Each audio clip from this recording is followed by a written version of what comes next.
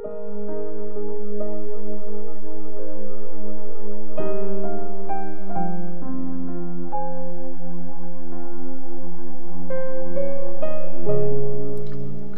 chapter 34. Paparusahan ng Diyos ang mga kaaway niya. Lapit mga bansa at makinig kayo. O mga bayan, pakinggan nyo.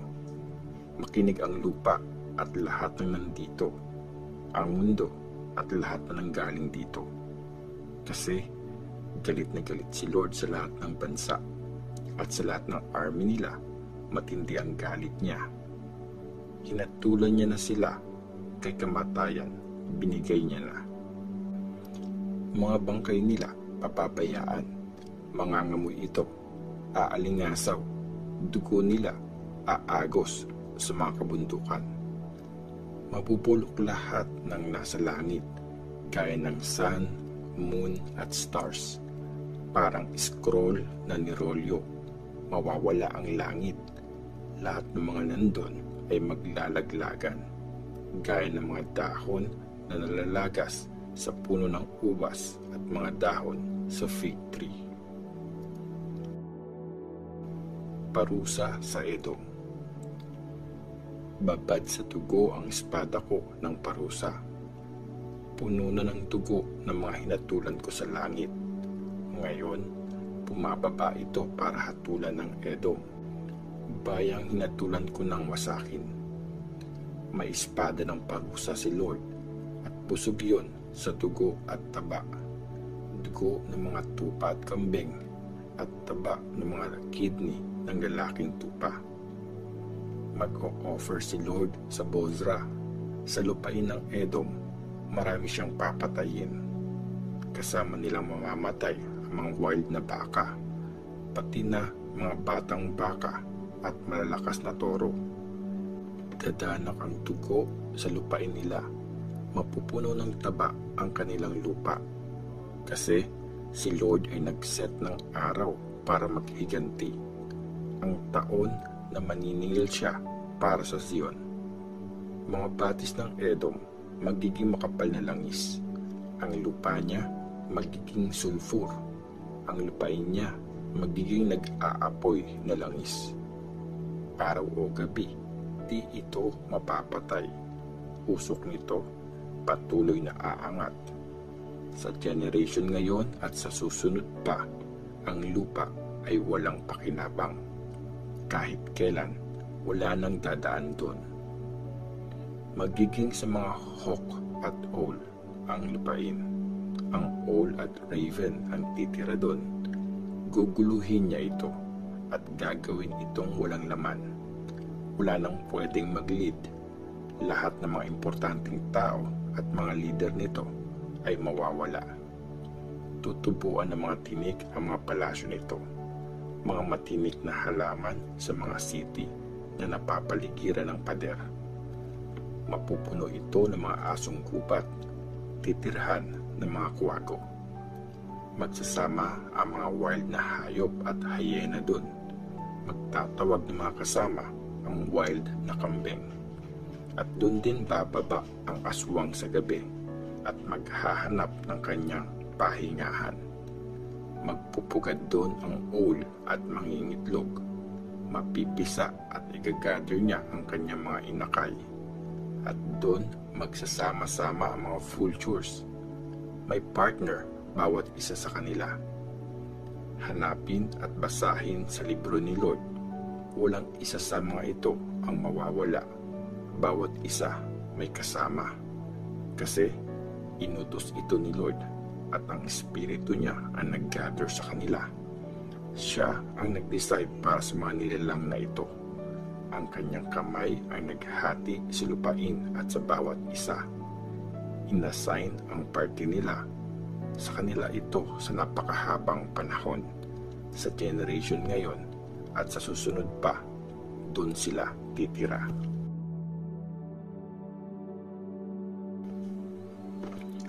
Isaiah chapter 35. Ang masayang pagbabalik sa Jerusalem.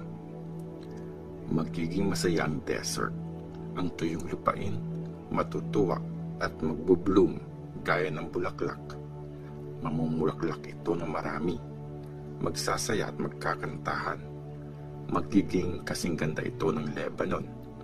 Kahanga-hanga gaya ng Carmel at Sharon. Makikita ng lahat ang ganda ni Lord, ang kapangyarihan ng ating Diyos. Palakasin niyo ang mga mahihinang kamay. Patatagin niyo ang mga nangangatog na tuhod. Sabihin sa mga nanghihina ang kalooban. Lakasan niyo ang loob niyo. Huwag kayong matakot. Makikita niyo ang Diyos niyo. Dadating at maghihiganti. Pagbabayarin ang mga kaaway. Dadating siya at ililigtas kayo. Tapos, mabubuksan ang mga mata ng bulag at ang mga tenga ng bingi makakarinig. Ang mga pilay parang deer na tatalon at kakanta sa saya ang mga pipi. Kasi bubukal ang mga tubig sa desert at dadaloy ang mga batis sa tuyong lupa. Magiging lawa ang nakakapasong buhangin at ang uhaw na lupa ay magiging bukal ng tubig. Ang tirahan ng mga asong gubat ay magiging matubig, tutubuan ng mga talahib at damo. Magkakaroon ng malapad na daanan doon. Tatawagin yung banal na daan. Walang dadaan na tinuturing na madumi. Para lang yun sa mga pinili ng Diyos. Kahit sinong dumaan doon, kahit pabobo, di maliligaw. Walang layon o mababangis na hayop ang makikita doon, kundi mga niligtas lang ang dadaan. At babalik ang mga tinubos ni Lord sa Zion habang kumakanta. Mapupuno sila ng walang hanggang saya. Tuwa at saya makukuha nila. Ang lungkot at luha mawawala na.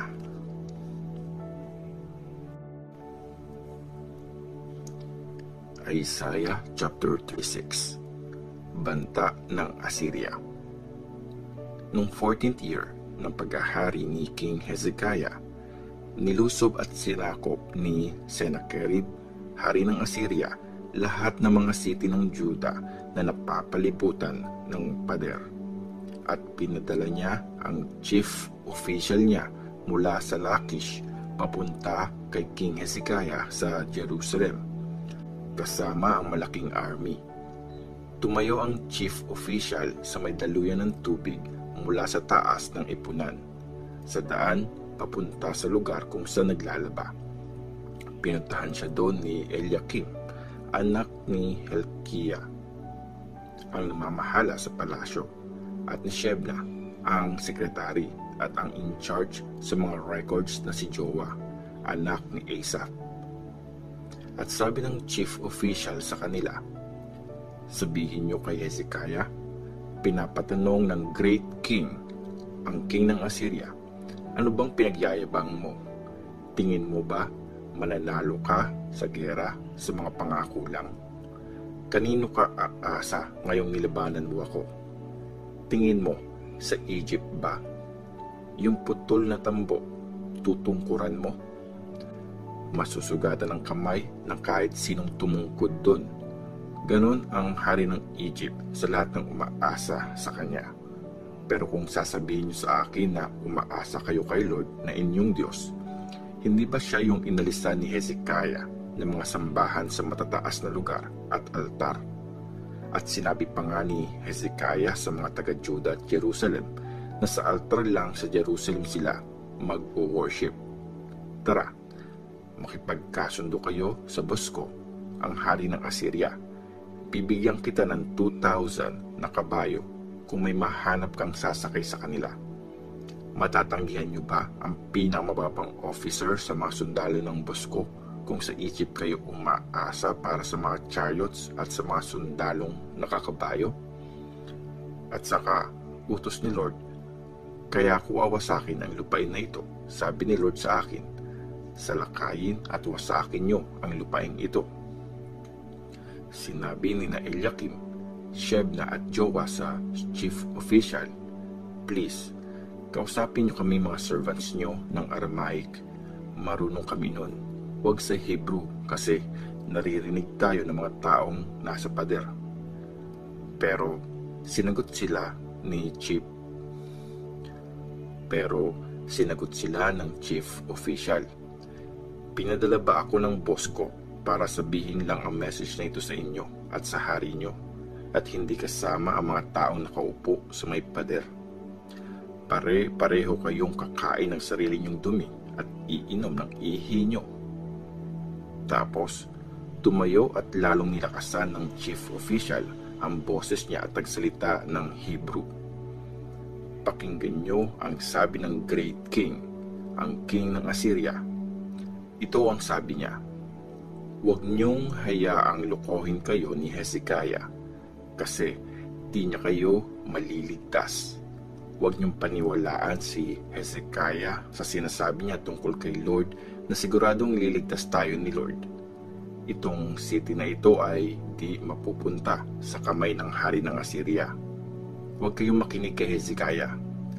At sabi ng hari ng Assyria, makipag-ayos kayo at sumuko sa akin, at bawat isa inyo kakain ng bunga ng sarili nyong ubasan, at ganun din sa sarili nyong fig tree. Bawat isa iinom sa sarili nyong ipunan ng tubig, hanggang sa dumating ako at dalhin kayo sa lupain na kagaya ng sa inyo. Lupaing sagana sa putil at alak, lupain ng tinapay at upasan. Kaya mag-ingat kayo, baka maloko kayo ni Hezekiah sa pagsasabi niyang ililigtas kayo ni Lord. May bansa na bang naligtas ng mga Diyos nila mula sa kamay ng hari ng Assyria? Nasaan na ang mga Diyos ng Hamat at Arpad? Ang mga Diyos ng Sepharvaim? Naligtas ba nila ang Samaria sa mga kamay ko?